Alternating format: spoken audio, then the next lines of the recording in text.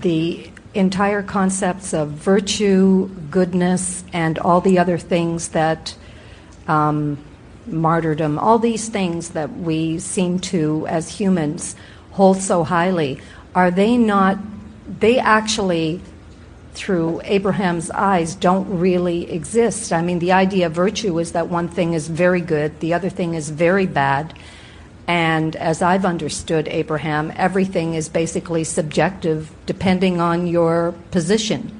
It's a matter of perception. So there can be no virtue except the virtue that you yourself see for yourself. In other words, it's very good because I feel very good. This makes it a virtue as opposed to the world sees it as good, so therefore I shall suffer. Is that correct? It is. Okay. The words are tricky because different words mean different things to different people at different times. Right. Even the word pride is one of those words, or patriotism. In other words, let's talk about the word patriotism. I was going to. Yes. When someone says, I am patriotic, for some, your heart swells in a feeling of appreciation for where you are. And for some, the feeling of patriotism makes them want to push very hard against something that they feel threatens it, you see. And so the same word can be felt very differently under those situations. And so we're not so encouraging of finding words to gather around as we are reaching for the feeling of the fullness of who you are. In other words, yes, as a human, since we're stuck with words, I'm trying to remove myself from them, and that's why the question, I mean, the idea of understanding, trying to get through when virtue is such a big thing and people are... When you say stuck with words, we think words are wonderful because they bring you to places of communication. Yes. In other words, the fact that words are being offered here gives a lot of focusers an opportunity to rendezvous in a short period of time and move forward very fast. So let's take the word patriotism for just a moment.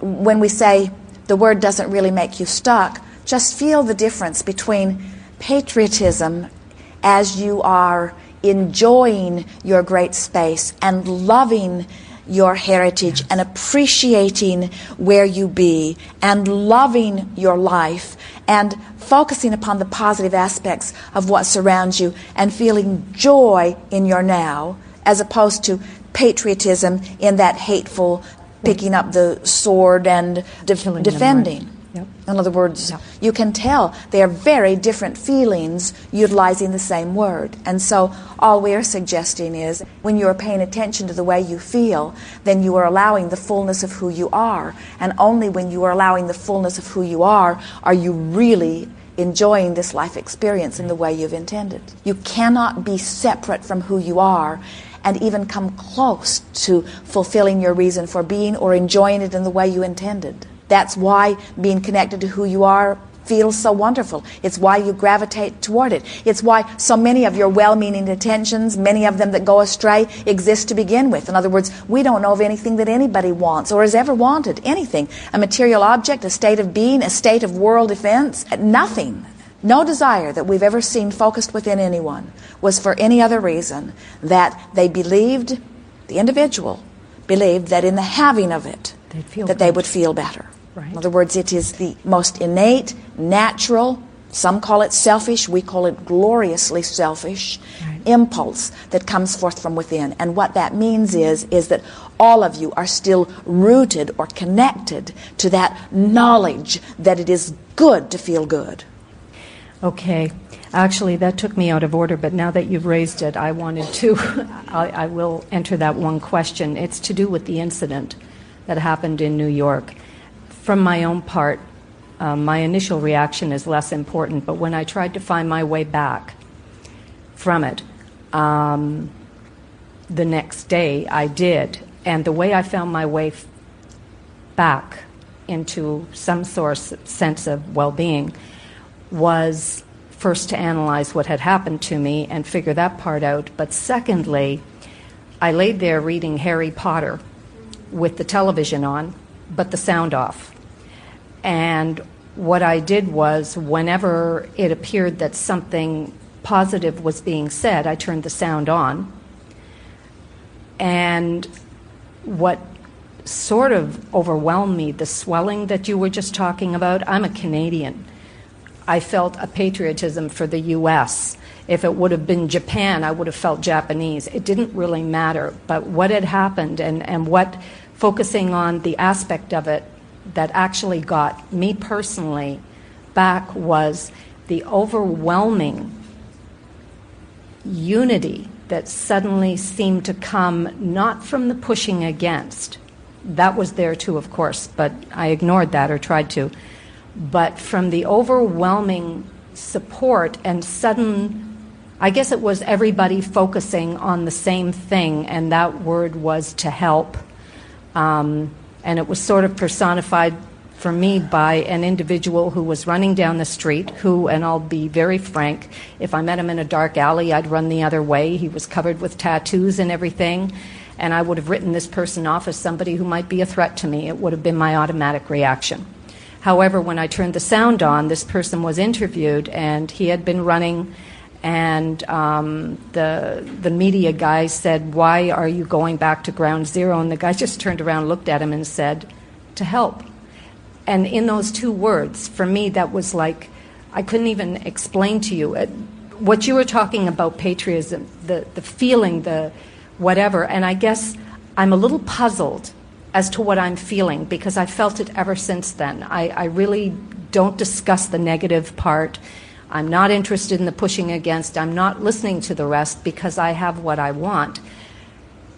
The unity aspect of this, although I know you can have this individually, but to the degree of what I felt since then from people, it's we think that what you are articulating here is something that you are feeling, that your inner being is feeling, and you are feeling it too because of your closeness to the vibration, and that is your inner beings are all rejoicing in the powerful desire that has been focused. In other words, there is a definiteness of purpose that gives everyone more life. Okay. In other words, the petty differences that people were using as their reason to not allow source energy to flow have all temporarily been laid aside. Yes. And there is a tremendous current that is flowing toward positive. It's just unity. It's like, it's like people who hated each other or may hate each other again tomorrow for the moment are just unified. So I wondered what that is. So that's my inner being rejoicing, and I'm close to that vibration. It is. Because I could have sailed. I mean, it's an interesting thing also, because if you watch two armies, you find that on both sides of the conflict. Can you explain that a little? What we are saying is two groups of people yes. who are clear about what they now want because of their relationship with the other causes powerful rockets of desire, and both armies are actually empowered by the ensuing rush of energy that is coming in response to their requests. You feel it at football games and things like that too, only perhaps not to the group. You feel it it any time anyone focuses. And that is a positive thing because it feels good, right? It is not only a positive thing, it is the basis of the universe. Okay. In other words, that's that contrasting thing that we keep talking about. That is that life-giving thing. Okay. Now, again, we want to express it in a way that you can hear it, and we think you will hear it here in the clear space that you have arrived at. We are not at all encouraging catastrophes toward this end, because they are not necessary. But it seems to sometimes take something big to cause you to focus in a strong way, even in your own individual lives. People often sort of mush around, giving their attention here and here, not being very specific about what they think about, and in the process, they sort of mess up their experience until they attract something that's a vibrational match to something not wanted.